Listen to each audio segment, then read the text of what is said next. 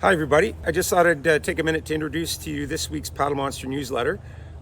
We've got an article for paddlers of all descriptions about choosing your races and setting goals for your races for the competitive season. Seems like a good time to delve into that with the Memorial Day weekend approaching and the summer racing season starting to take full flight. So if you're an experienced racer, we talk about things that you should be thinking about, particularly when it comes to how to use smaller races as preparation for your bigger, more important priority events. And then if you're new to racing or a novice racer, we talk a little bit about how to use races for both learning and for fun. And certainly, if you're new to racing, those should be your two priority goals, learning and fun. For those that are training with us, we've got this week's training programs. It's week 5 of the summer program.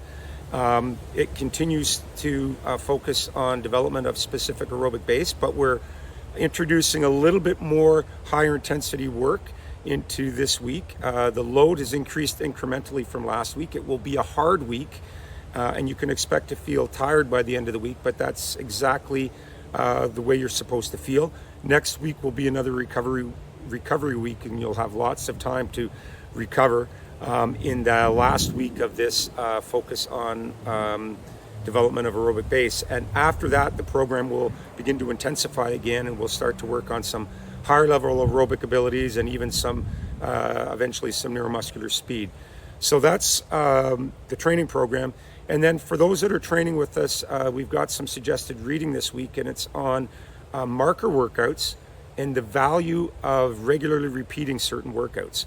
I'm a firm believer that repetition is important, and obviously I think we all understand that in with regards to the concept of repeating, quality strokes, stroke after stroke after stroke, to consolidate sound technique.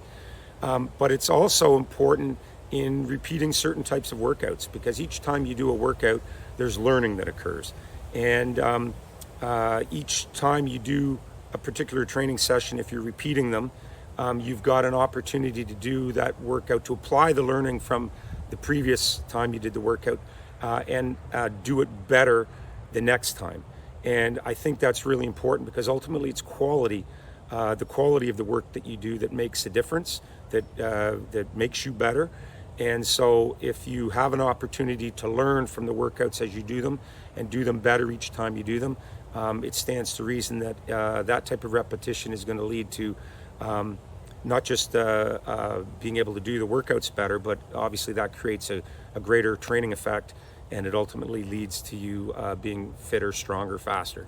And then we talked too about certain workouts that are really valuable to do as markers, that you can use as indicators of your performance, both to track your improvement, and in certain cases to see if you're if the training program really is, if you're responding properly to it, to see whether you need to maybe do more work, or whether it's actually time to back off a little bit. So marker workouts can be valuable because they give you information about the state of your training. So we explain all of that in this week's required reading. As always, we enjoy bringing this content to you.